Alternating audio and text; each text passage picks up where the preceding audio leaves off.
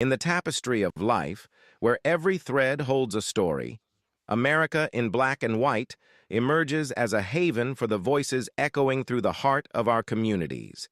In this podcast, we wade through the rivers of our collective experiences, celebrating the vibrant hues of change brought forth by the whispers of hope and the roars of action. It's more than just a conversation. It's a journey into the heart of our society, illuminated by the light of those daring to dream and do. Join us, and let your voice be the melody that guides us toward a dawn where every color finds its place in the masterpiece of our shared destiny. Together, let's paint a future brimming with the positives that dwell in our minds and the actions that shape our world. Good evening, family, and welcome to another powerful episode of America in Black and White, where we explore the stories, the struggles, and the triumphs that shape our communities and our collective future. I'm your host, Charles Zachary King, and tonight we are diving into a conversation that sits at the intersection of law, leadership, education, and legacy. In every generation, there are builders, people who don't just talk about change, but design the systems, institutions, and pathways that make change possible.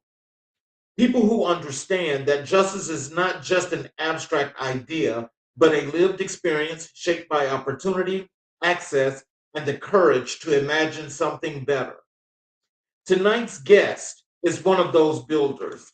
David Edgerton III, Esquire, is an attorney, institution architect, and social entrepreneur whose work is transforming how young people, especially Black boys and young men, see themselves, their futures, and their place in the legal profession.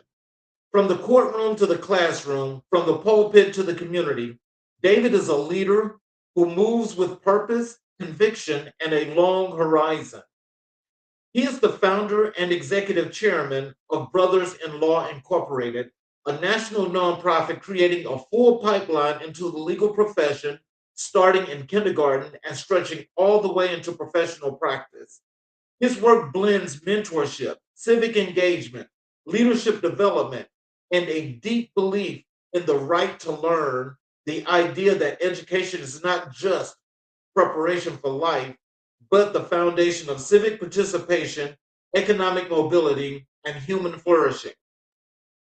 He is a husband, a father, a youth minister, a community builder, and a visionary committed to strengthening democratic institutions and expanding access to opportunity.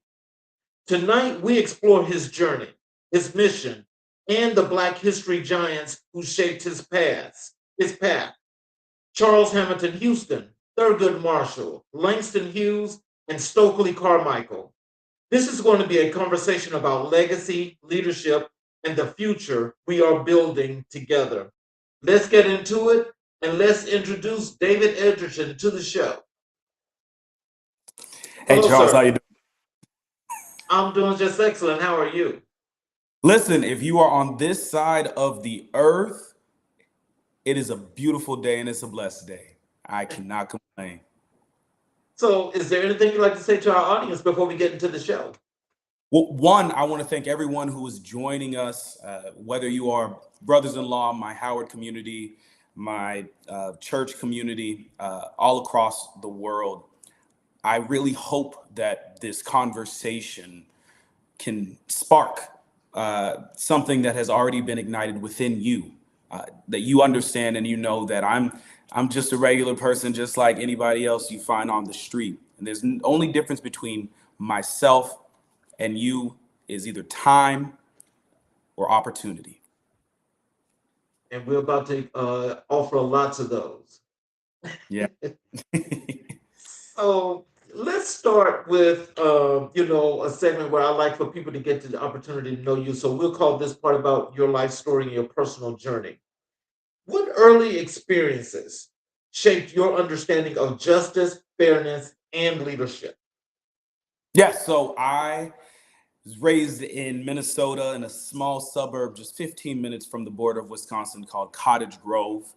And in elementary school, middle school, I was in a Spanish immersion program. And I was the only Black male in my grade, in my classes, only person that looked like me. And things were going pretty well in elementary school.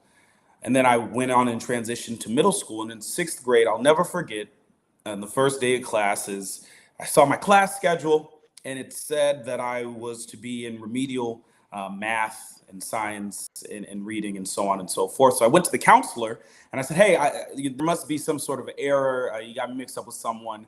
I'm really should probably be maybe in the advanced classes. I don't know.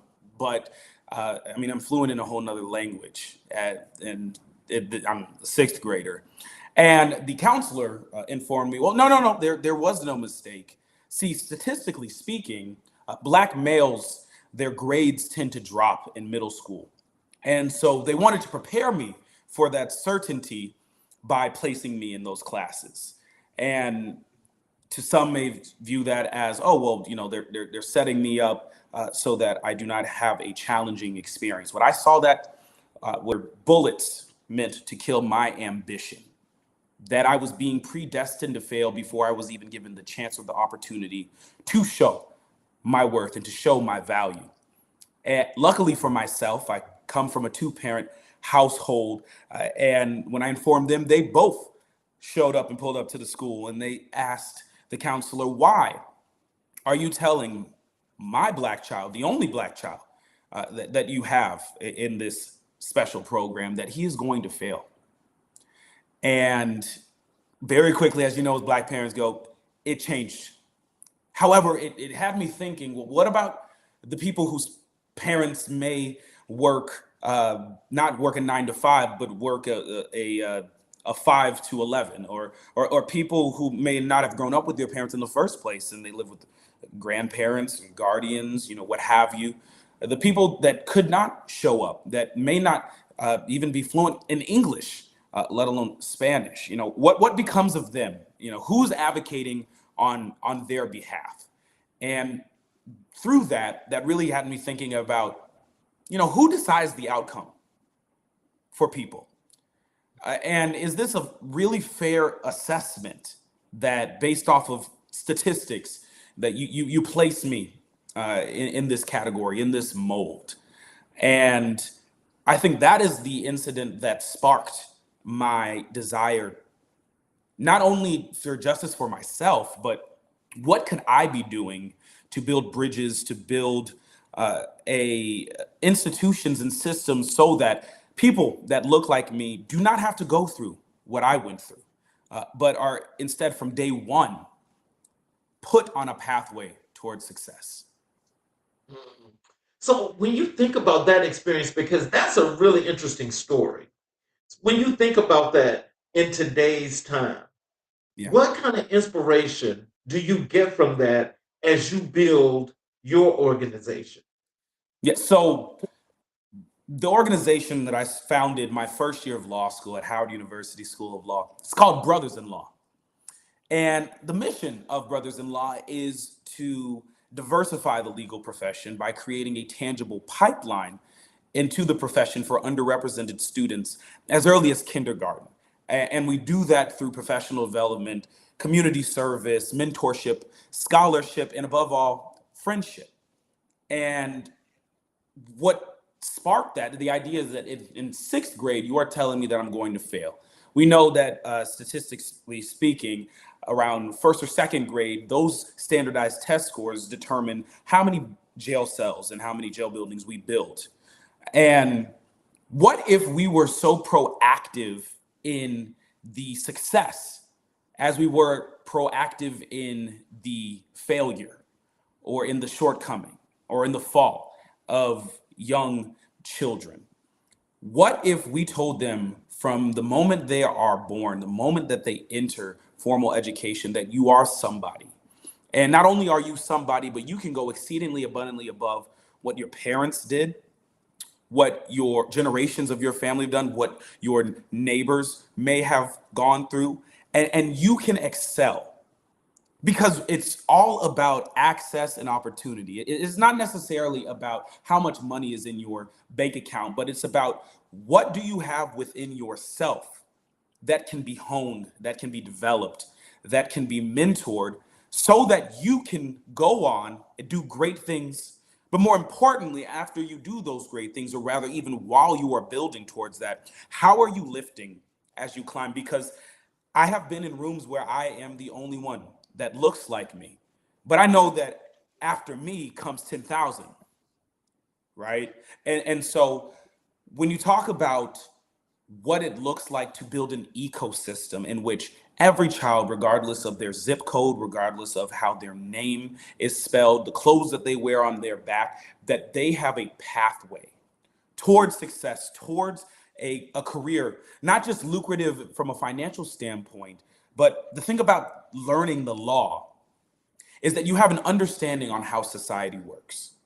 And with that understanding, you can go on and educate the next generation, but you can also educate your grandparents who may not have had that opportunity. My grandfather, he has middle school education. He worked as a blue collar factory worker his entire life. And my other grandfather, he was a construction worker. He had his own construction firm. So they weren't in the classroom, until 25 like myself. But yet they were still learning and they were still building and they were building with their hands. And so how do we create a world in which a child can see themselves in these roles, in these positions of power, in rooms that their ancestors couldn't even dream of being in? And that's really why I created Brothers-in-Law, to really be a platform for students. It's a completely student-run organization, from the department directors to our interns to a great majority of our board of directors. We really do believe in the value and the voice of the youth. And we know that just because you are young does not mean you don't know anything at all.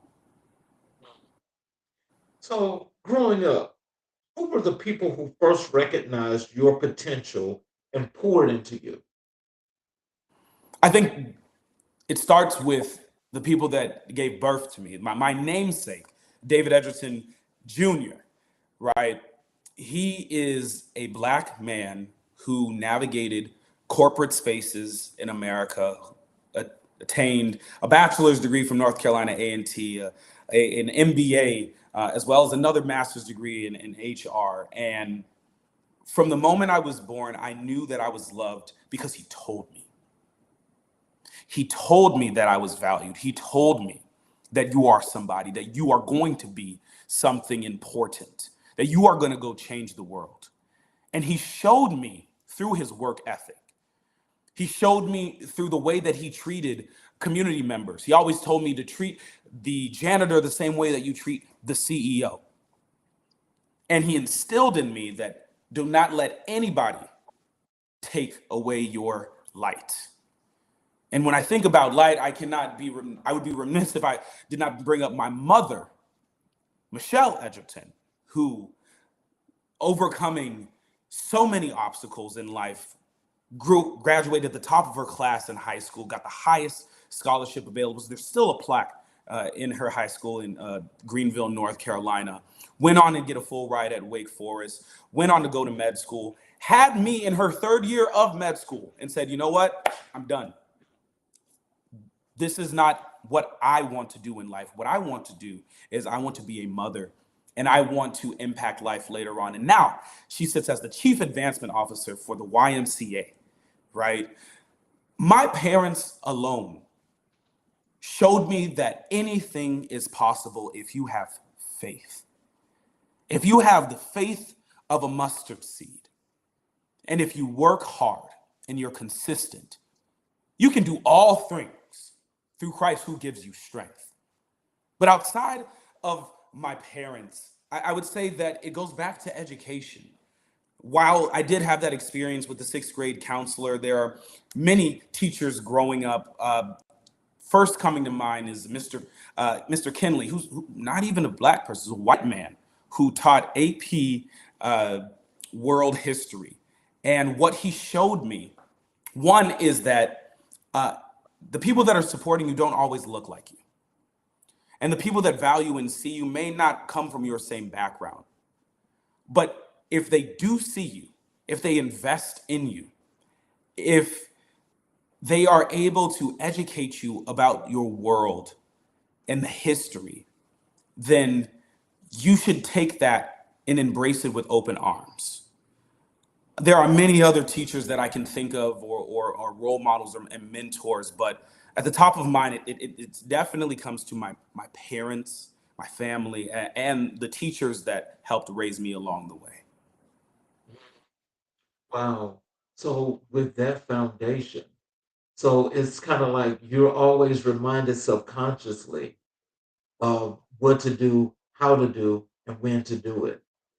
Yeah, Wow, that's powerful. That's a good thing, and that's a really good upbringing, and that's the example that I wish that many of our young kids that are in the same age range as you could have had that kind of rearing, because it makes a difference in society. It's not like you have to be like somebody else, but it's just your knowing of who you are, where you came from, and what you got to do. That's the important thing. yeah. Uh, So, can you tell us when did you first realize that law was your calling? I think in high school, I originally thought my father was an electrical engineering major at A&T, worked in IT for 20 plus years. And at that time, tech was the big thing. Everybody was going to Meta, Google, what have you, getting computer science degree. So I thought that was my route until I took a class called AP Physics. And I learned very quickly.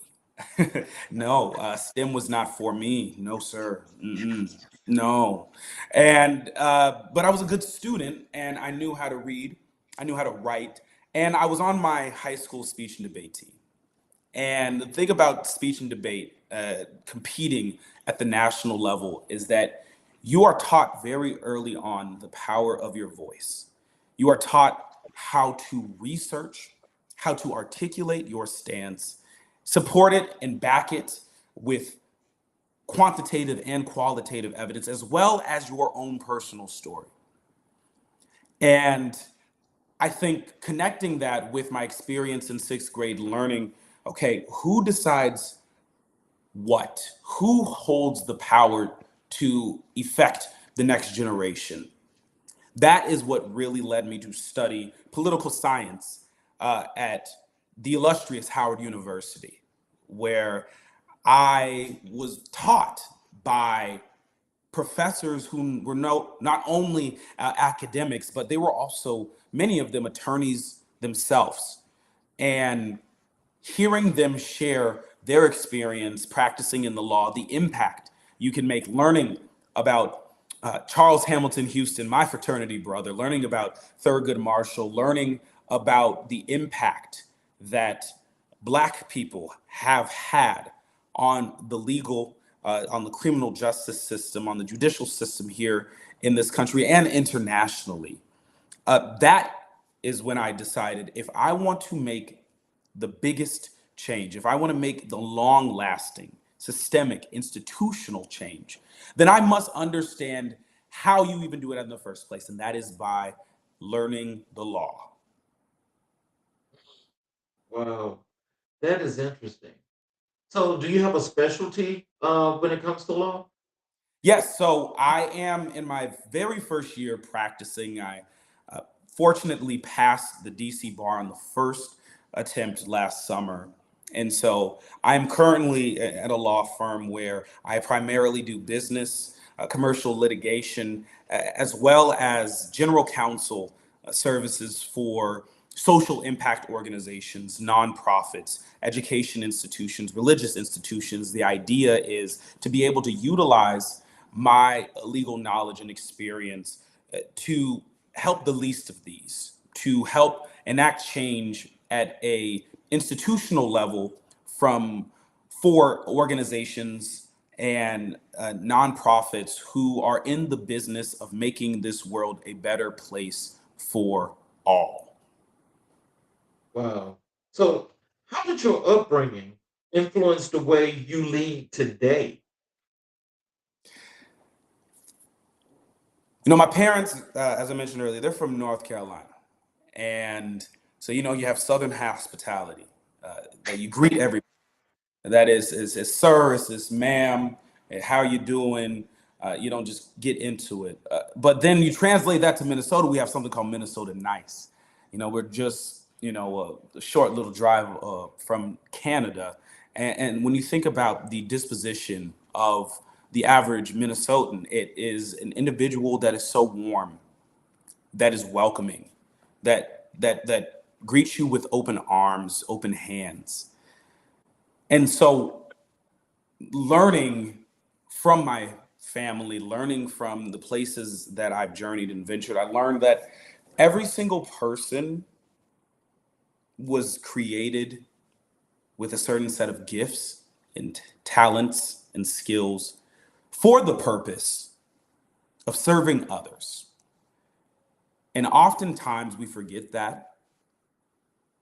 And what I do in any role that I'm in, whether I'm at a junior level or I'm at a senior level, is to see the human, to see the inner child in everybody, to know that, you know what, you lashed out on me, you cussed me out, called me everything but a child of God, but I don't know what's happening once we clock out. I don't know what your background, I don't know what you're going through in your family. And so I learned a lot about empathy. I learned to treat people with respect and dignity. Because at the end of the day, we are all on this pathway and in this journey called life. And we all want the same thing. And it's not happiness. It's not money. It's not cars. It's not status. Every single person in this world wants to know their purpose. Why am I here in the first place? And I think as leaders, our job is to help identify, to be able to reach individuals, to raise them, to learn and understand who they are as a person, what do they bring into this world, and most importantly, to release them out into the world. You can't just hoard someone with good talent. You can't try to minimize someone because you are afraid that they may outshine you. You have to be comfortable understanding that for everything there is a reason, there's a season, or it could be for a lifetime. But in this moment, today, I try to be as present as possible. I try to listen. Listen not to respond, but to really understand the other person's perspective. And then empower them, not just me tell them what to do, but to empower them to make their own decisions, to be able to be leaders their own selves. What good am I to give you a catfish plate if I don't teach you how to go out into the river and cast the net and be able to get your own fish? So, what role did faith play in your development as a young man?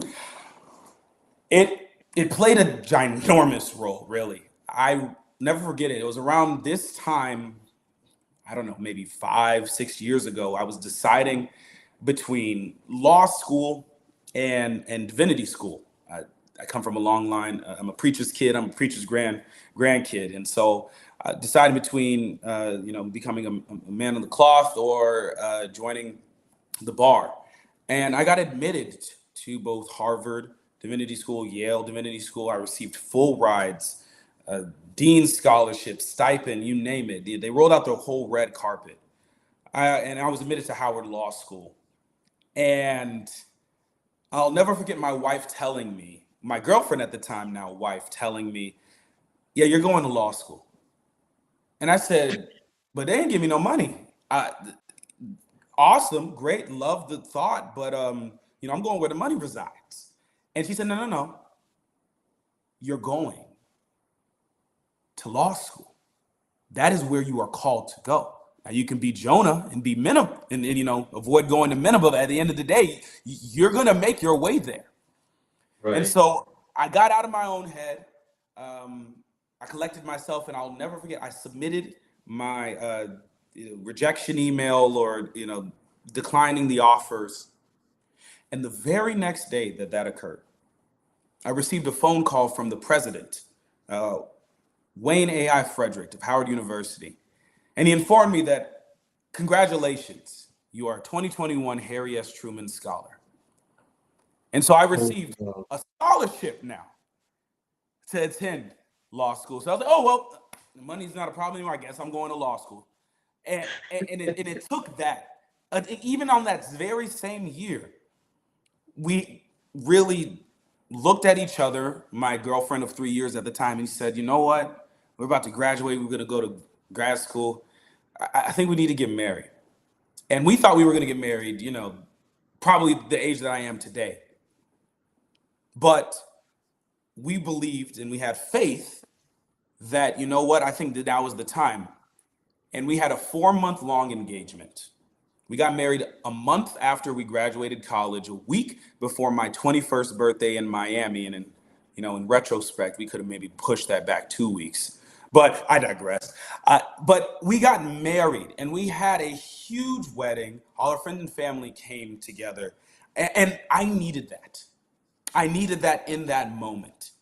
Because that woman, as soon as she became my wife, became the rock in which the firm foundation through God that changed my life, saved my life. But for her, I would not be sitting in front of you right now on this podcast. And so faith is everything to me. Faith is the reason that I was able to, after being evicted 3 separate times during law school, in my last month of school, said, you know what? I'm putting in my 30-day notice. I don't know where I'm going to go. I have no place to go. And it wasn't until several rejections that 4 days before I had to move out that we found the house that I am living in today. Wow. In order to achieve and reach the places where you are called to be, you must have an understanding that it will never be on your own timeline. It will never be the exact way that you think it will be. But you have to move. You have to go. And that requires faith. Mm. So, what values from your family still guide your decision making today? Authenticity. I grew up in a household who was not afraid to be silly. I grew up with a father not afraid to show emotion, not afraid to allow me to push back. I think that one of the biggest lessons that my parents taught me was to self-advocate. If I didn't agree with my parents on whatever rule that they may have, or not allowing me to do something, I was not just as shut down and told, go to your room, I'm an adult, you do as I say. I was told to argue my case.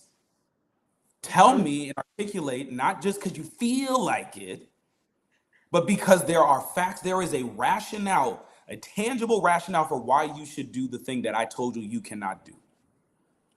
And so, I never take no for an answer, at least the first time. It's about being able to be consistent in your self-advocacy, but also consistent in your understanding that not everything is going to work out the way that you want it to. Like I mentioned, my mother was in her 3rd year of med school when she had me. And then she pivoted. She said, no, that's not for me. And she doesn't have any regrets now at all, because she had an understanding that is what is for you will not pass you. And so being told my entire life that I am loved, being told my entire life that I don't care if you wear a mauve double-breasted suit with a peacock bow tie, and polka dots. If that is you, then that is you. Enabled me to have a confidence that is very rare for young Black boys today. That is so true. Nobody could tell me not a doggone thing, because my mama and daddy said that I am somebody and I'm special. And I know that I work hard. And if I work hard and if I have the faith, I can move a mountain. I can move 15. Wow. Wow. You know something? I want to tell you, your parents, your parents are definitely exceptional. And they have done more than just a good job of tending and helping you to become the young man that you are, but they have paved a way that, regardless of the case, as you said before, nobody can take that away from you. You already got it and you know what's going on. I like that. Yeah, and I always was told, unless they're gonna beat you up, now what? So, how did becoming a husband and father shift your sense of purpose? Wow. Yeah. So if you couldn't tell already, I was someone who really knew what I wanted growing up. At a very early age, I had an understanding that I want to be in a position to build generational wealth. I want to be able to influence and impact generations, not just individuals per se, but what can I do to impact the largest group of people? And what that does to a kid is that I was always looking at the future. I was always looking 10, 15 years ahead. Duke played today in March Madness. And I remember being in elementary school looking up the Fuqua School of Business and figuring out, okay, well, this costs this much. These are the SATs, ACT scores that I need.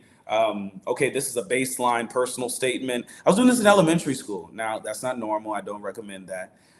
But I was master planner. My to-do list had a to-do list, and I got every single thing done in a timely manner. And then you mess around and have a kid where your schedule is out the window. It gets thrown out completely out the window. You wake up in the morning and you have a plan for the day, and then you go to pick up and wake up the kids, and oh snap, someone has pink eye. Well, I'm not doing what I thought I was going to do today. I had to learn to adjust and adapt quickly and not let it eat at me and kill me. I was so focused on the future that I was ignoring the present, what was directly in front of me. And what's directly in front of me was not a 5-year, 10-year plan, but a screaming baby that needs their diaper changed at 4 a.m. And so I think having children taught me that, one, while I may think or I may have thought that, my main purpose and goal is to help others, that it was for selfish reasons, that it was not necessarily as genuine as it should have been.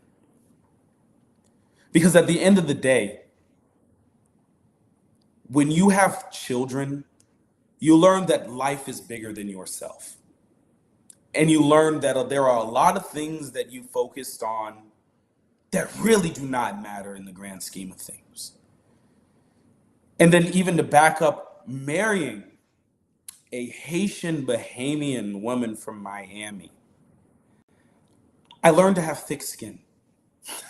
I learned that my feelings are not the compass for my life, but rather they were indicators of a separation between my expectation and reality. What I pictured in my head for what a wife should be, in many instances, my wife fits that description. In many other instances, she does not. Mhm. But I had to learn that the same way that I was once a little boy who had dreams I was once a little boy and I experienced traumatic experiences, and people hurt me, and people broke my trust, and individuals, they did whatever they could. The same with my wife. And so, not putting her on a pedestal as the, because that's what we love to do, is that as soon as we get married, us as a lot of men, we just give our wife the entire baggage. We say, okay, you take, now I'm married, okay, you handle the house, you handle the kids, you handle my finances, you handle my mental health, you do everything for me. All I'm gonna do is I'm gonna go and work my job and bring home the bacon. My wife wasn't going for that. She said, no, you will be present for your children. You will be present for me. You aren't just going to blow off and disregard or ignore and hold all your feelings in because, happy wife is a happy life. No, we're going to have conversations. Because if I am your helpmate, if I am your rib, then that means that I need to know what is going on in your head. And so I learned that I have to be honest with my wife, not only because at the end of the day, she'll always find out anything that I do, no matter how much I try to hide it from her, but more importantly, that she sees me in a way that most people in this world will never. And you need to have people that see you in the good, the bad, the ugly, and beautiful. And you have to trust them that they know and they can see a better version of you than you can even see for yourself. And so it taught me, being a husband, being a father, taught me humility among among everything, but it also taught me perspective. Mm, wow. Um, so let's transition over to Howard University and legal formation. Yeah. What did attending Howard University teach you about Black excellence and responsibility? Mm. Attending Howard University showed me that not only is Black not a monolith, but to be Black in this world is to be beautiful, is to be golden. When you think about the actual color Black, it is a amalgamation of every single color under the sun. That is what the color Black is. And that is exactly what I saw on Howard University's campus. I met Black people from Korea, from Houston, California. I met Haitians, Jamaicans. I met Nigerians. I met Black people from Canada. I met Black people who were rich. I met Black people who were poor. I met Black people with two parents, with one parent, raised by their grandparents. I met so many different iterations of Black that I learned that even my own implicit bias, my own preconceived notion, we have this whole YN, debates and conversation in modern day. I learned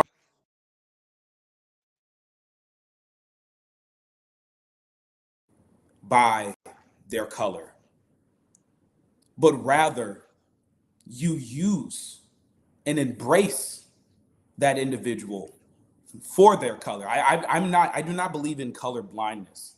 Everyone wants everything to be a melting pot. Howard University is not a melting pot. It is a garden salad of so many different cultures and backgrounds and experiences. And the thing about a garden salad is that you don't just get one flavor. One bite you might get an olive, another bite you might get a piece of lettuce, some tomato, a little onion.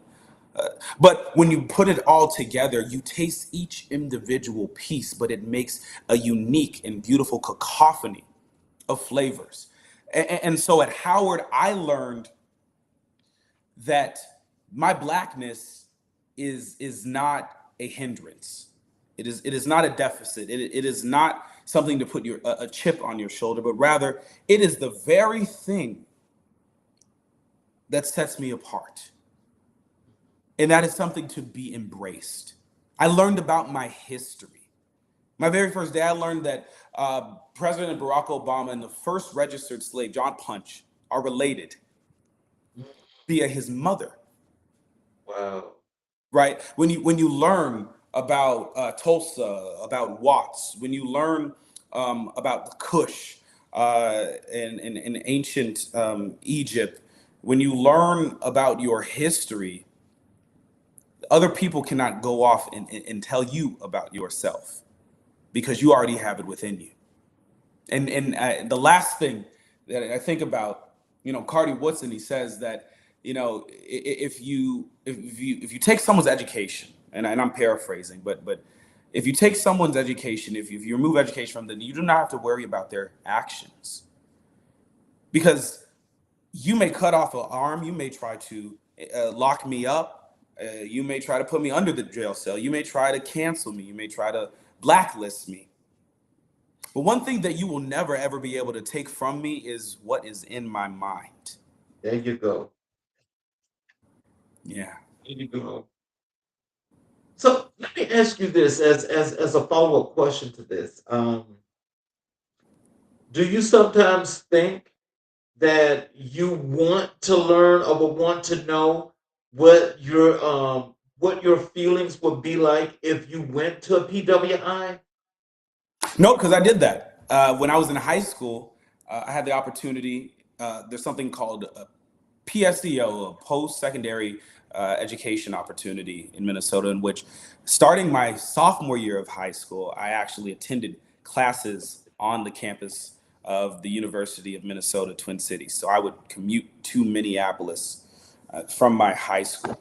I was on a college campus at a PWI. I did not miss anything, frankly. And this argument that, well, I won't go to an HBCU because I want to know what the real world feels like. Or last time I checked, Howard University, there's some real people there, real human beings with real professors, with real grades, with a real tuition, with a real dorm. And why would you cancel yourself out from having an experience in which everyone, and if not everyone, a great deal, a majority of the people surrounding you, your classmates, your professors, your counselors, even the lunch lady, right? That they have your best interests in heart, that they understand your experience. You do not have to explain to them what a bonnet is. You know what I mean? There are cultural contexts that transverse education. You go in your classroom and you have a conversation about economic theory, but they use the example of BET. They tell you, well, yeah, I mean, we're going to talk about philosophy, but you're going to read this Tupac song, right? I can relate to that more than I can relate to Cicero, or I can connect deeper in a more intimate way with a Chadwick Boseman watching Black Panther to understand the dynamics of colonization better than watching some, PBS or History Channel documentary from 1975. And so I will never talk down on a PWIs and say that, it's inferior or better. But if you are a Black person, I will always recommend attending an HBCU, either in the undergraduate level. And if you don't do it in the undergrad, no hate, but get your grad degree from an HBCU. There is a certain lens, perspective, and pedagogy that is developed at an HBCU that trains you not only to understand the written material, but also at a deeper level, how to understand how that impacts your community. And more importantly, what you can do about it. I want to tell you something. You're hitting on some things that, oh my God, they are very valuable. And I've already started to think in my mind, because we're definitely going to need to have you back. It's a conversation that we're going to have about that, because Yeah. there are so many people. There even include even people that grew up when I was growing up. Is that a lot of people honestly felt that PWIs was the way to go. Hmm. And again, that's that whitewashing that happens, that for some people, I don't know what happens, but it kind of sinks in, because it's like that's best, but HBCUs were less. And I even say this to a lot of young kids today. This includes nieces and nephews that I have that are around the same age as you. Is that you need to go to an HBCU. You have to, because you write about the scope and the lens and what things look like, but also you get to learn the real facts that you're never going to get at a PWI. And I'm not saying that that makes them less or whatever have you, but that kind of philosophy is like really, really different. Because think about it, at Harvard, they're teaching Tupac. And see, that in itself, to me personally, I find that insulting. I find it insulting. And I find it insulting is because, it's like trying to teach Black culture in this whole other place where a Hmm. lot of people are not ever going to learn or understand what that is when it comes to the bare bone facts. But this is what they're teaching. And so I've never been able to understand that. Well, I think it connects with status. It is proximity. Everyone has been told their entire lives that Harvard is the best school in the world. It's the oldest school. It's not. William and Mary's is older than Harvard, but I digress. Either way, but it's one of the oldest learning institutions in the country, and half of the Supreme Court attended the school. Majority, great deal of presidents, elected officials, people in power, people who tell and dictate how this world operates. Attend at Harvard or an Ivy League institution. I don't speak from a place of hate because I got in, right? Right. So I mean, I'm not hating from outside the club, and those Right. schools have value, and they are valuable, and also those schools. I remember I was at a conference and someone asked, "Well, raise your hand if your law school taught you that your clients are more than just numbers or billables." And I was the only person who rose their hand. And I'm looking to the left and right of me like, well, what type of school you go to? We learned that the very first day. To be a social engineer, to be an attorney, you can either be a social engineer, you can be a parasite to society, to see individuals as human beings, not just number. I'm sitting here like, wait, that doesn't even seem ethical, you know? Like, but at the same time, status. It looks good, and the media further perpetuates that, and culture further perpetuates that. You can buy a Harvard hoodie at H&M, right? You can go to Target, if you still go there, or at any retail shop, and you can buy a Columbia or a Yale hoodie, not because you attended the school, but because there is a connotation with what those institutions mean in society. But I'll be the first to tell you, um, Howard University is older than a majority of these quote unquote best schools. In the legacy of Howard University. Our law school was founded in 1869, 2 years after the Civil War. I'm sorry, 4 years after the Civil War ended. Howard University undergrad was founded in 67, so 2 years after. These institutions shape the very fabric of society that we live in today. When you think about Dred Scott, the Dred Scott decision, we learned that most law schools, if they do teach it, they'll teach it in constitution law. I learned that in civil procedure. I learned that not only the basis of this case was that there was a black man who tried to sue. It doesn't matter what happened after, but there was a black man that tried to bring forth a lawsuit. And the Supreme Court, instead of even arguing or deciding on the merits of the case, said, you're a black man. You're not a citizen. You have no standing, right?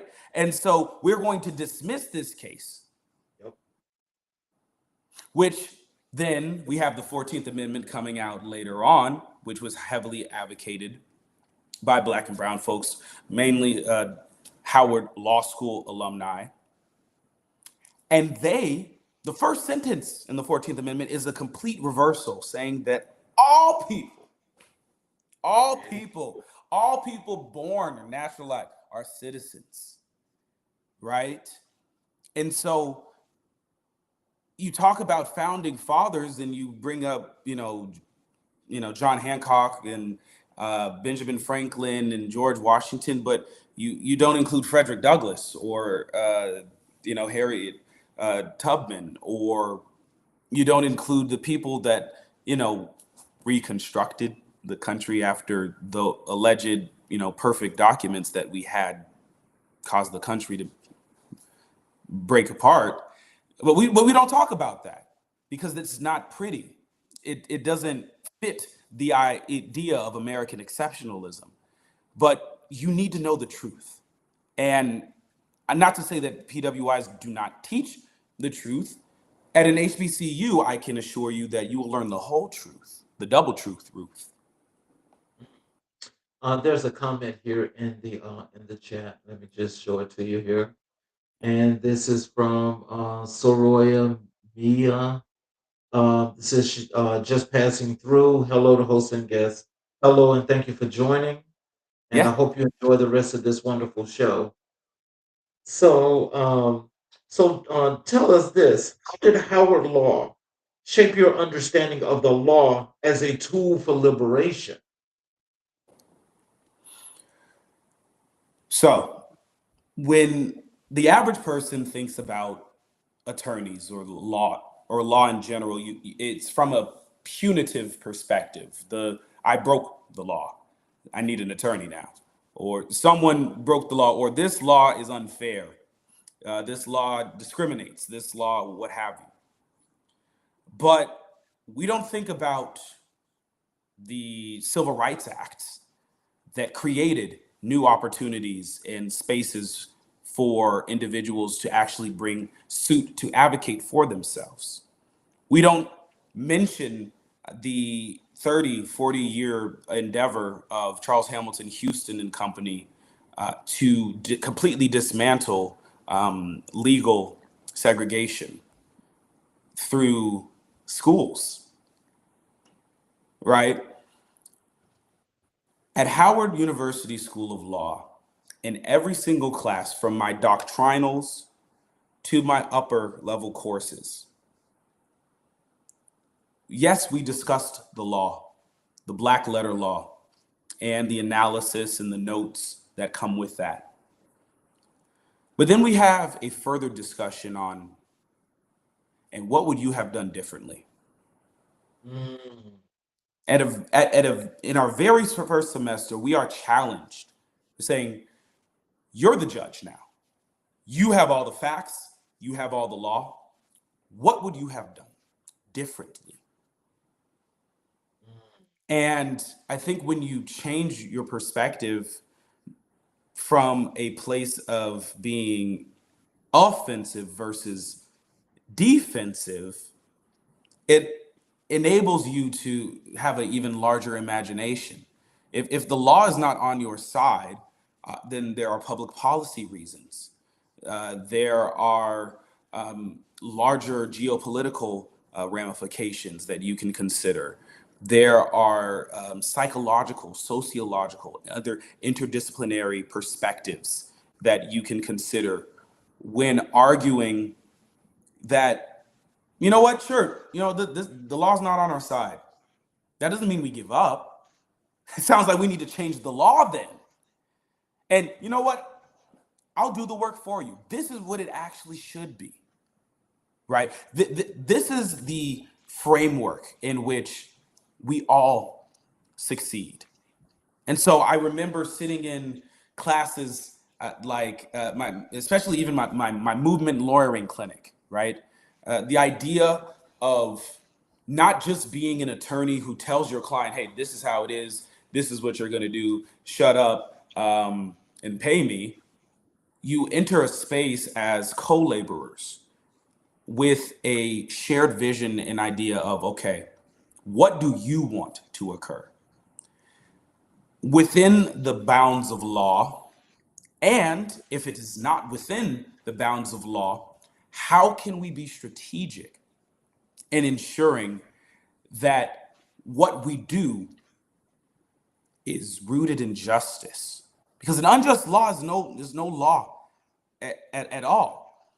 And what can we do from a grassroots level, and an advocacy level, from a media perspective level, to ensure that it is being communicated in a way to the general public and to the powers that be, in a way that everyone collectively can get on the same page? Wow. Can you tell us what professors or mentors at Howard had the greatest impact on your journey? The first individual coming to mind is none other than attorney Angela Minor. She is the chair at the School of Communications, Strategic Legal Management Communications department. She also serves as the head coach for the Howard University speech and debate team and mock trial teams. And she's a full-time attorney as well. And I took her mock trial class. I took her, issues of ethics and communications. I took her public speaking classes, and sitting in her office hours, she really inspired me not only to even consider a career in law, but to be one who builds things, one who sees the world, sees where there may be a gap, a deficiency, and add value. I think that she is probably the most influential or impactful professor in my undergraduate experience. But in law school, Professor Homer LaRue, he taught me civil procedure, section 2, the best section out of all the schools, and you can argue with your mothers if you think otherwise. But he taught me to read the rule. Read the rule in its entirety. Read the comments. Read the preface. Read the notes. Do research on the writer, the author, the authority. He always said, "Oh, cool, great, that's a great idea. What is your authority? What authority? What can you draw? What tangible thing can you draw from that states that your position is the better or is correct?" I also think about Professor Patricia Worthy, a class of 68, 69, Howard University School of Law, worked on the March on Washington, the original one. And she taught us how to carry ourselves. I remember wearing suits in particular to her class on Wednesdays. And she showed us that to be a Black attorney is to be 100 times better than everyone else and receive 10% of the credit. Yep. And Yep. so she would cold call us and she'd ask us questions, and she said, and you expect someone to pay you $500 an hour with that response? Oh, okay. So no one read. Oh, so you want to waste my time? I'll just walk out. But you learn that this stuff matters. She said, what we are doing is life or death. There is an urgency to be a zealous advocate is to be someone who wakes up in the morning and thinks, how can I make my client's day better? How can I make their life better? And you go to sleep thinking the same way. And it's that tenacity, the ability. And then finally, I'll say Professor William Sherman Rogers, who taught entrepreneurship law and business organizations. He taught us that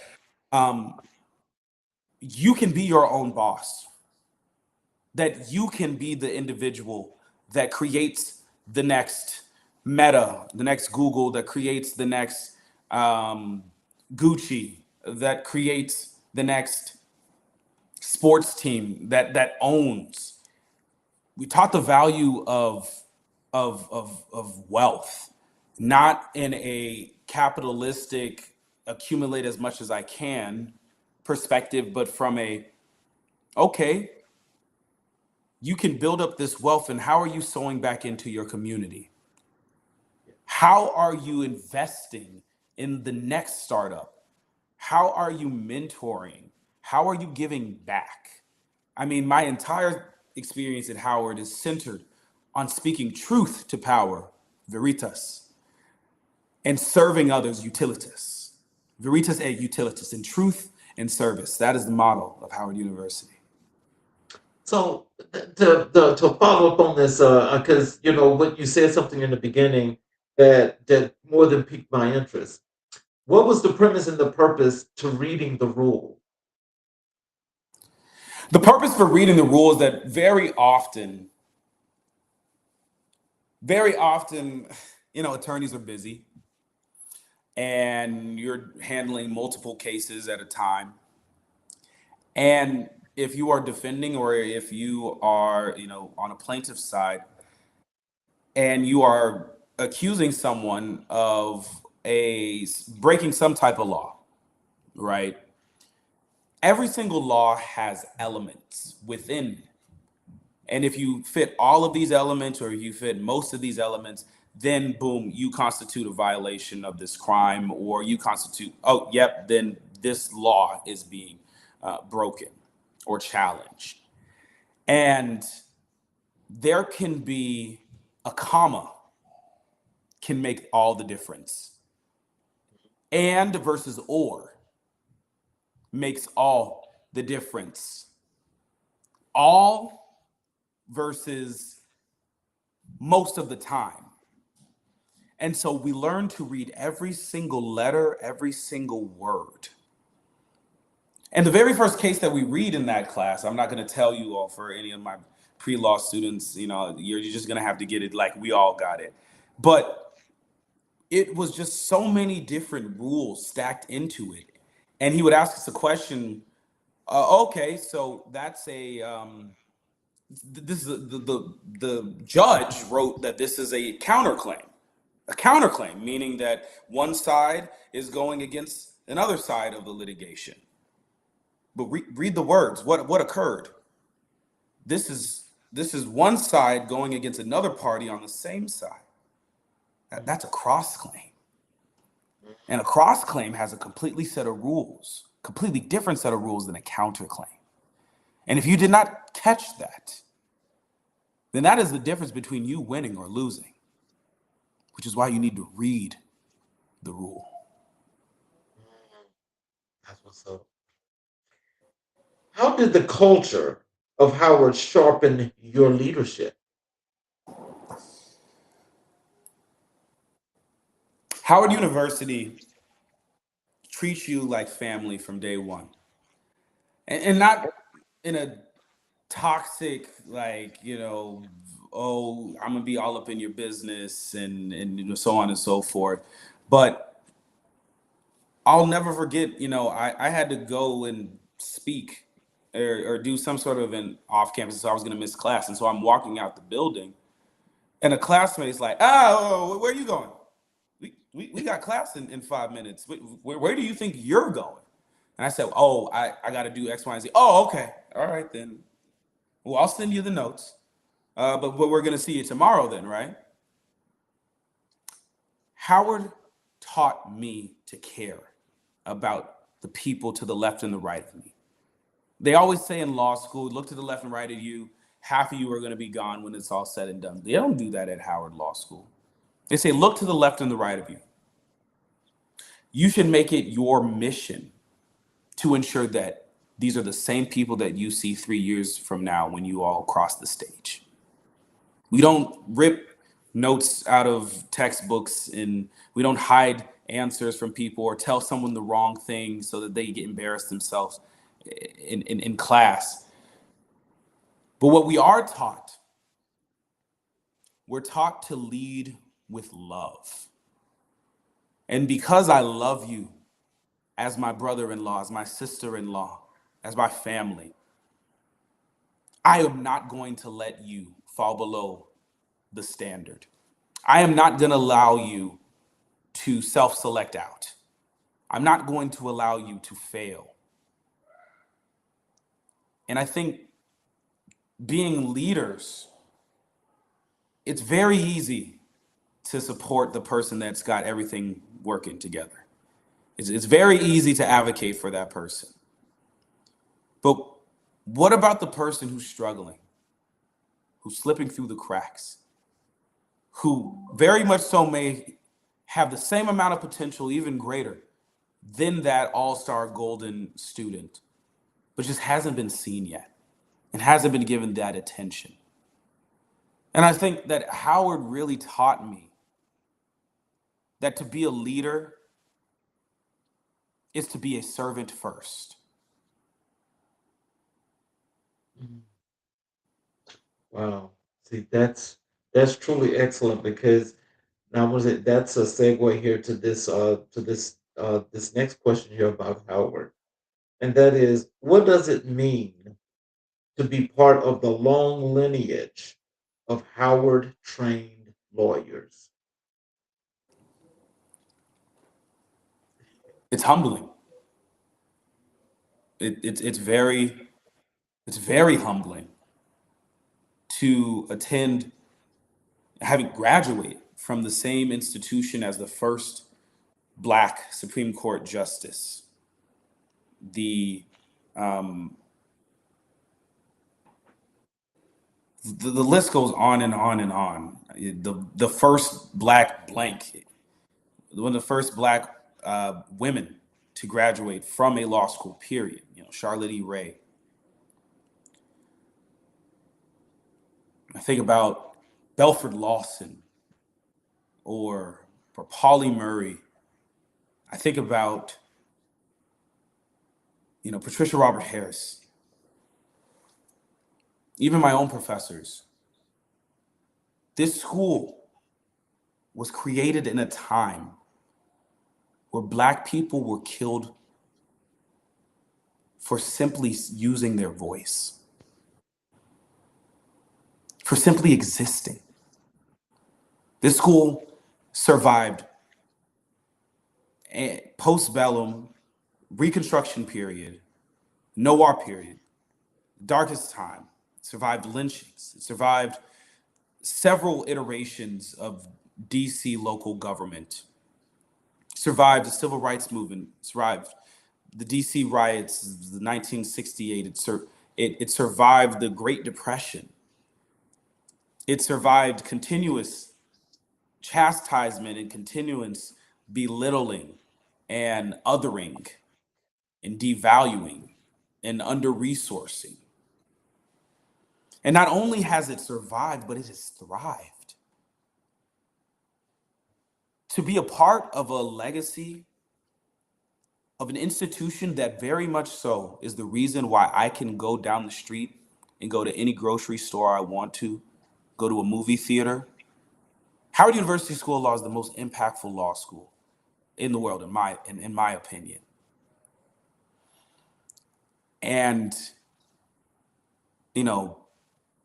there is a heaviness, there is a weight, there is a burden that you carry as a graduate of this school.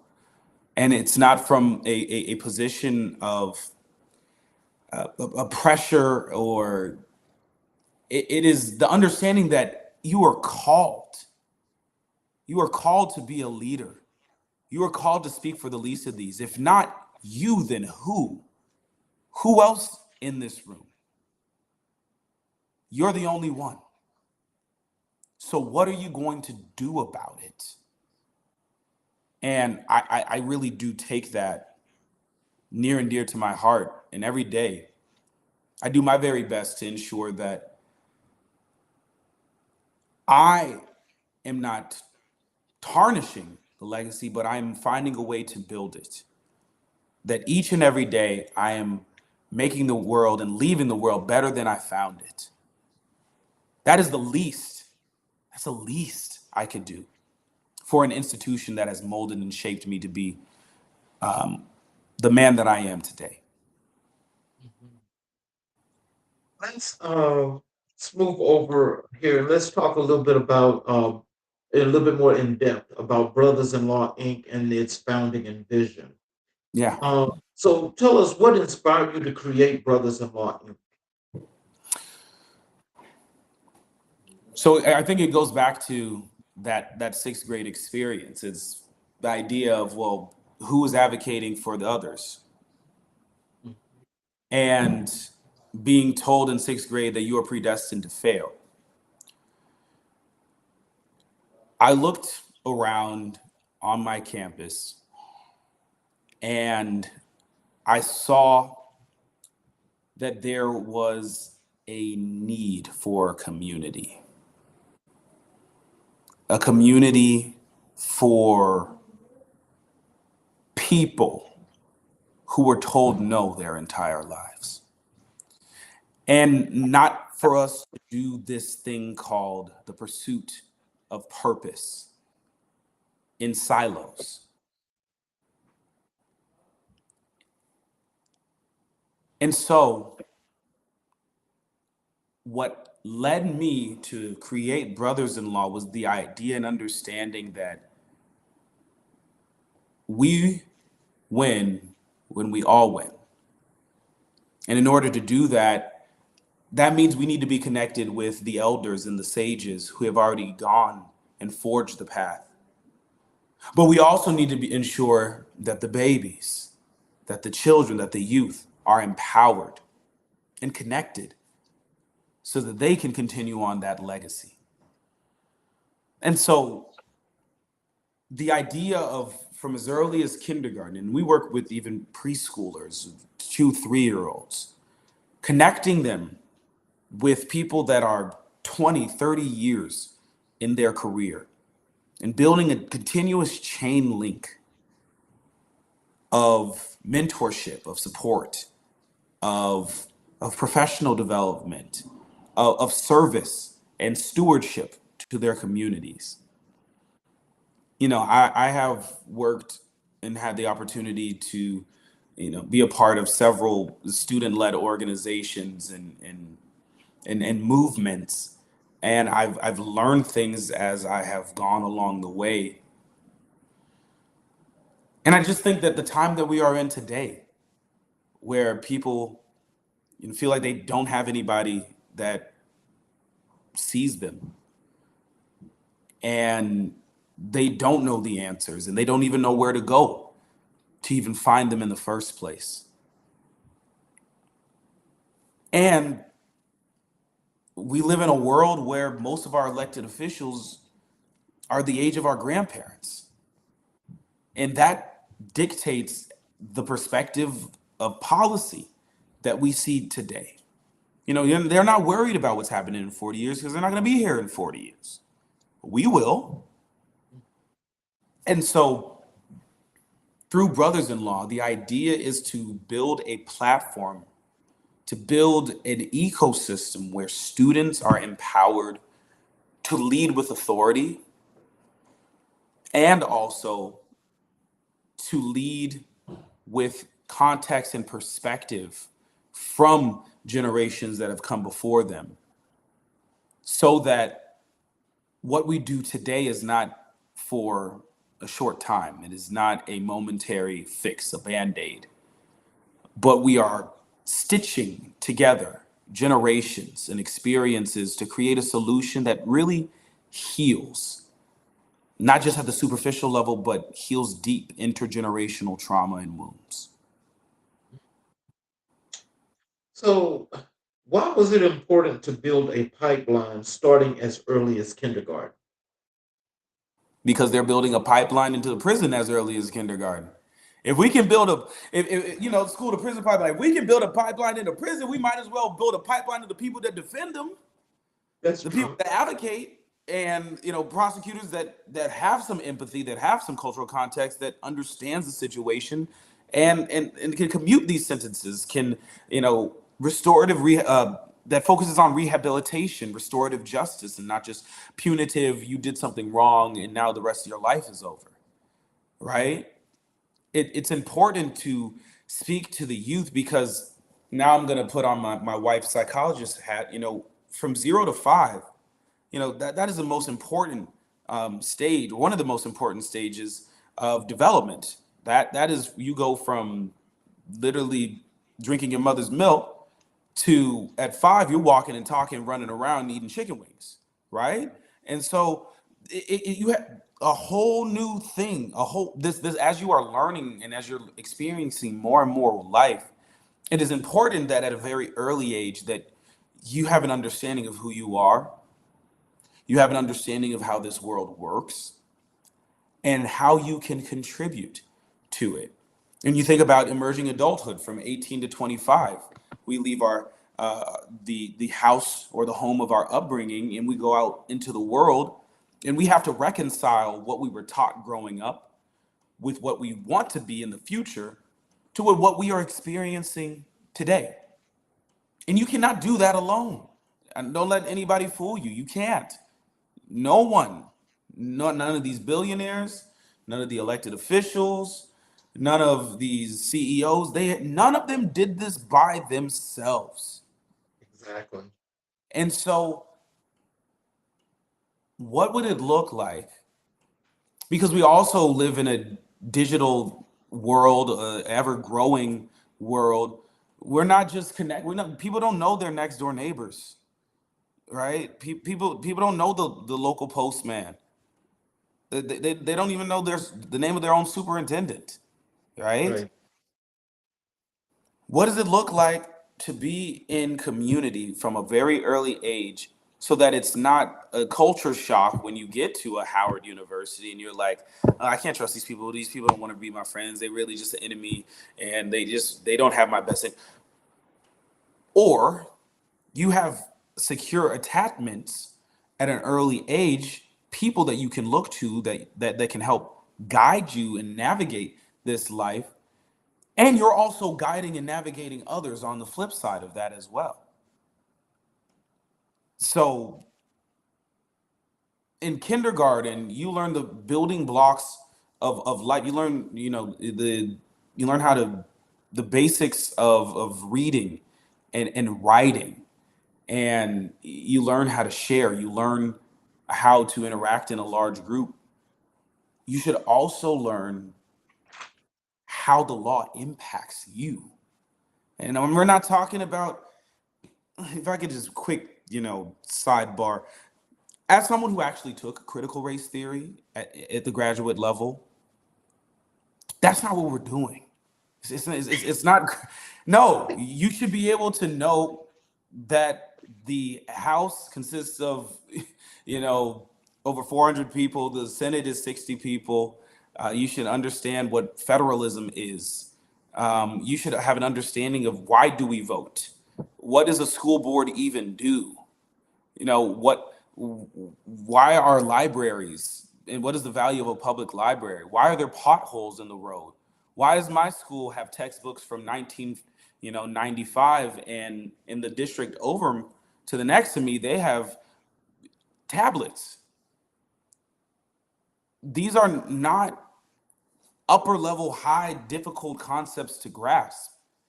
They're just concepts that we don't want to share, because that would change the perspective of the system. But maybe that perspective needs to be changed. I agree with you 500% on that because, there's a lot that's wrong with that whole thing, you know. But again, you must have been, you're all up on my list here because My next question to you is like, what gap did you see in the legal profession that your Yeah. organization seeks to fill?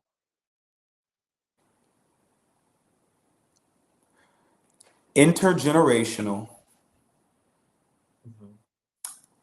multi-ethnic community. We have Black Law Student Association. We have the Asian Law Student Association. We have Latinx Alianza. We have atypical. We have disabled. We have parents. We have the immigrant organizations. We have all these variety of affinity groups. And let me be the first to tell you, what I'm not saying is that we need to get rid of them. That's no. But what is connecting them? What is Good question. bringing together these various groups to be not necessarily get a seat at the table, but how are we grabbing the plywood and the hammers and the nails and building our own? A more just society is not one in which a singular group's ideas supersede everything else. But a more just society is one in which everybody gets together. We air out our grievances. We share, you know what? I don't agree with you that this, but I do agree with you on that. Mhm. And you know what? I don't like the way you do this, but could you teach me how to do that? And if we're so focused, hyper focused on how do I get mine, me, there is no me in wealth, but there is we. We. How do we collectively put away our differences and practice law? Practice law for the betterment of all of our clients. How do we represent a young Black kid who grew up on the other side of the train tracks, who may not have had the same opportunities afforded to someone who may have attended a private school? How do you represent them? How do you talk to them? How do you connect with someone whose English is not their very first language and they're still learning, but they have a traffic ticket or they have an immigration status hearing? How are we ensuring that this profession represents the best interests of people and not profit? And that requires, a multifaceted problem requires multifaceted solutions. So, how do you define pipeline justice? Hmm. I define pipeline justice in a few words. One, access. This upcoming Saturday, brothers-in-law is going to go to a golf course, and in the morning for 2 hours for completely gratis, they're going to teach community members and whoever wants to show up how to play golf. Why? Not just because it's a fun thing to do. It's a pastime. It's an activity. But there is an understanding in the business and the corporate and the political world that this game of golf, you spend 6 hours on a golf course, that business is done, deals are made, connections are made, negotiations happen, mediations happen. But if you're so focused on how to hold your club and so insecure and feel out of place, then you're gonna block your own blessing because you're so caught up in your own head. And so we bring down that barrier by teaching people how to golf. And that is something that you can go on and pass on to generations. And it's access. We took people bowling in the White House, people that have never even been inside the White House. And that's an activity that not many people, even who work in the White House, are afforded. But it's to know that you belong here as well, that you can step foot in here. Get used to the looks and the turned up faces and the jealousy. Get used to it. Because where you are going in this life There are going to be haters, but you need to have access to these things. Going to the ballet. Black people are not a monolith, right? Mhm. Access to a community garden, having ideas and understanding of home economics, of agriculture, of hygiene. That's what pipeline building is. It's a holistic approach to education itself. It's not just reading, writing, arithmetic. It's how can I be a contributing member to society? And the moment that I graduate, the moment that I leave the house that I was raised in, that I can go off and give back. So it's access, but it's also it's also opportunity, and that's different. Because an opportunity, and you get that through access, is now we're on the golf course. Okay, I have a buddy of mine who has this internship program. Are you interested? Because at the end of the day, merit is not everything. And just because you're smart does not mean that you are going to be successful. Just because you work hard does not mean that you'll be successful or get the things that you want. You have to know somebody. There has to be someone that can advocate for you in rooms that you have never entered yet. So when you talk about pipeline building, it is about giving individuals access to a world, this big old world that they may have never even experienced, and then giving them the opportunity to shine, to thrive, to learn, and to experience things bigger than their wildest dreams. So we also in our chat we were discussing Black history, and Mhm. I asked you who were the most influential people in your life and career in Black history. You told me Charles Hamilton Houston, Yes. Thurgood Marshall, Langston Hughes, and Stokely Carmichael. Yeah. Can you tell us how has Charles Hamilton Houston shaped your understanding of the law as a tool for social engineering?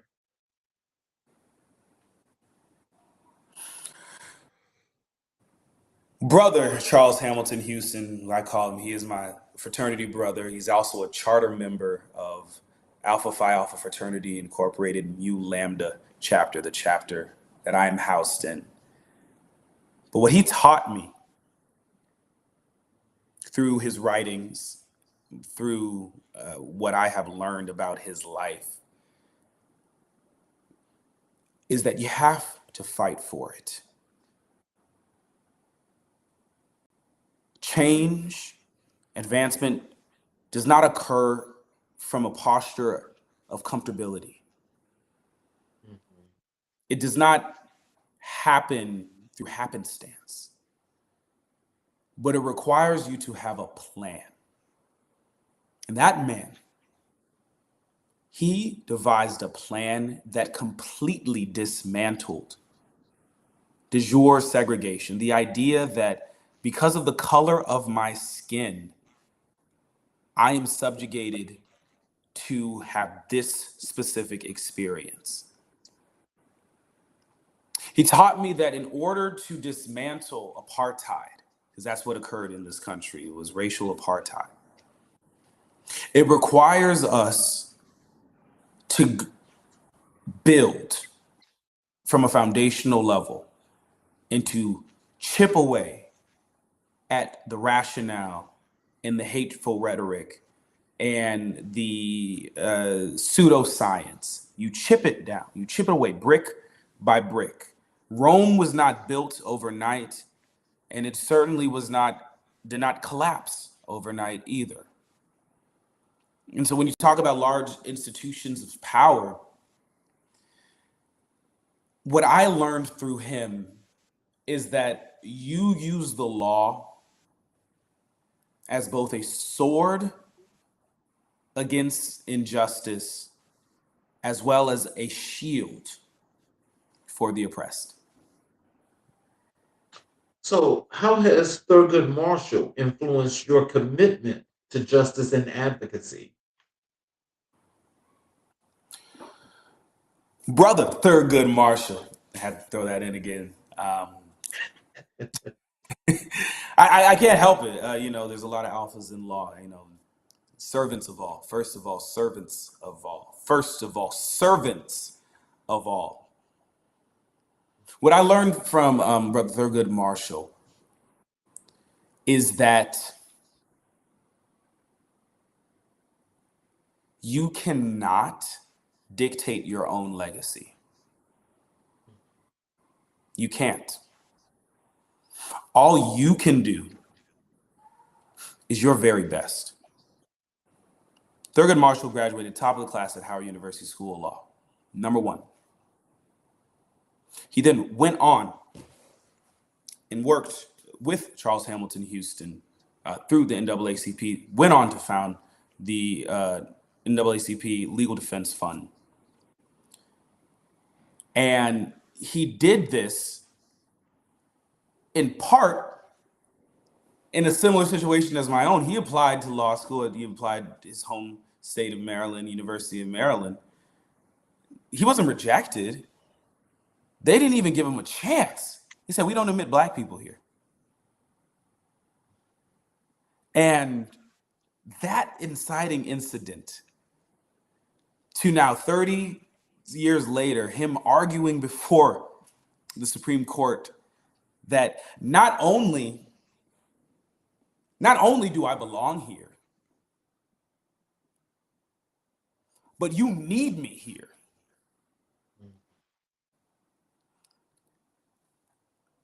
It takes a certain level of resilience to be able to defy all odds, to be the first. And what I admire about him the most was that he spoke truth to power. He read the rules. He could tell you the footnote 4, 5, 6, 7. He had a well-versed grasp of the law, but not just the law. He had an understanding that, when you think about the Dawes experiment that was integrated into Brown v. Board of Education, that it requires more than just the law. The law is but a cornerstone into society at large. And so in order for you to get the full picture, you have to step outside of the courtroom. And that's exactly what he did. How has Langston Hughes shaped your imagination, creativity, or sense of identity? Langston Hughes, he said it best. He said, "Let America be America again."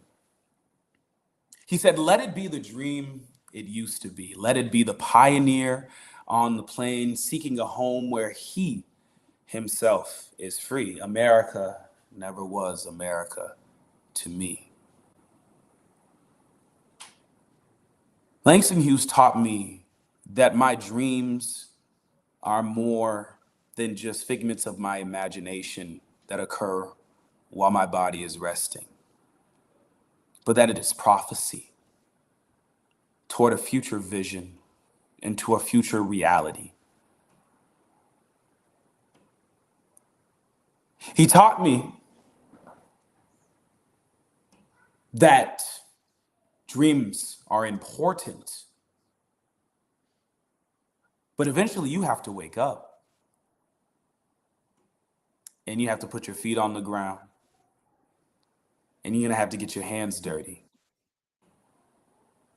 And you cannot let it dry up and fester like a raisin in the sun. But he taught me that to be Black in America is to be a walking contradiction. To be powerful internally and yet powerless externally. He taught me to see the world not as Black and white, but as Black, white, and brown, and purple, and blue, and red, and yellow, and to appreciate culture, appreciate poetry, appreciate theater, to appreciate how art impacts our own understanding of even our own selves. And so, yeah, that he's probably the main reason why I am even a poet myself. And last question. How has Stokely Carmichael influenced your understanding of movement building? Mm. Stokely Carmichael, another graduate of Howard University.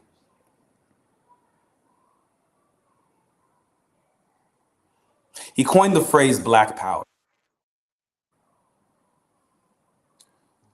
While a student, he was fundamental in the development of the Student Nonviolence Coordinating Committee. And he taught me that it does not matter your age. And you do not necessarily need to be 20, 30 years in your career to make a difference. That movement building requires an understanding of both self and of other. And that the best movements are the ones not for the advancement of a singular cause, a single issue voter, if you will.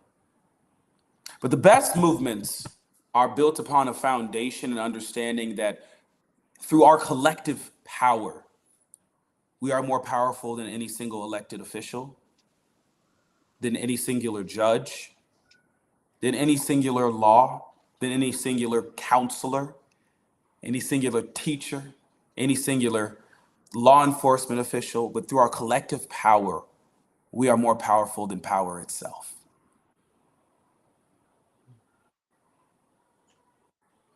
Well, in closing, do you please do you have some words of wisdom and encouragement for our audience?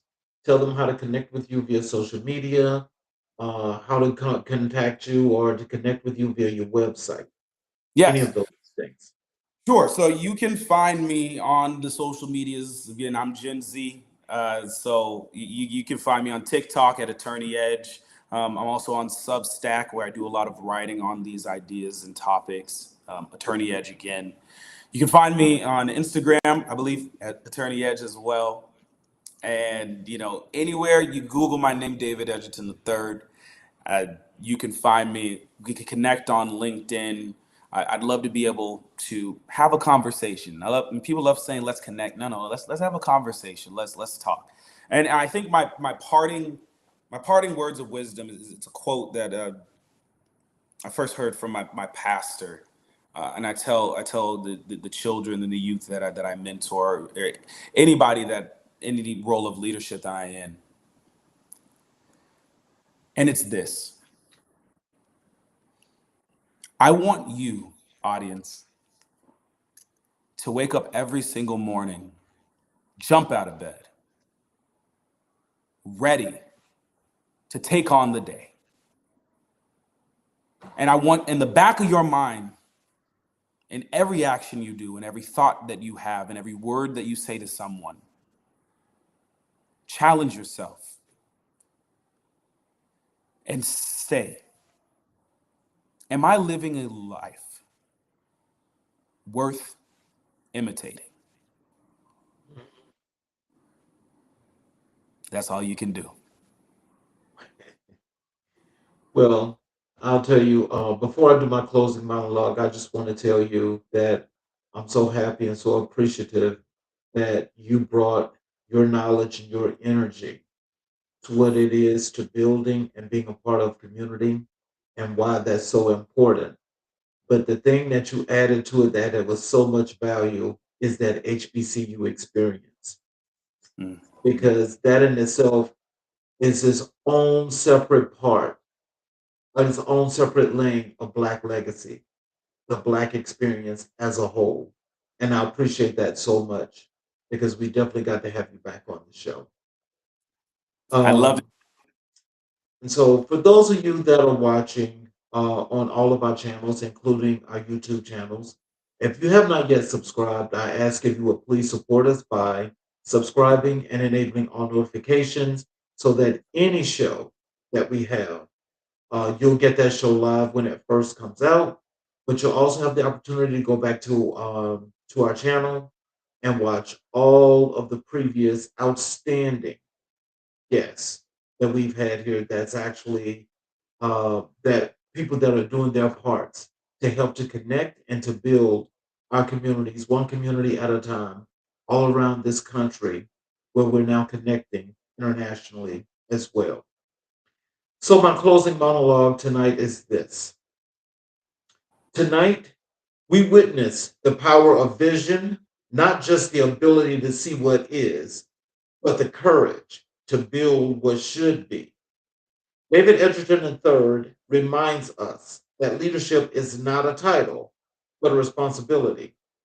It is the work of shaping institutions, expanding opportunity, and preparing the next generation to lead with integrity, imagination, and purpose. From brothers in law to the right, to learn, from brothers in law to the right to learn, from the youth ministry to community programs, from the courtroom to the classroom, David is carrying forward the legacy of Houston, Marshall, Hughes, and Carmichael, giants who understood that liberation requires strategy, discipline, and love for our people. As we close, let us remember the future is not something we wait for. It is something we build brick by brick, child by child, generation by generation. Thank you for joining us for this powerful conversation. I'm Charles Zachary King, and this has been America in Black and White. Stay inspired, stay committed, and stay in the work. Good night. Good night. We'll see you guys tomorrow for Final Word Friday.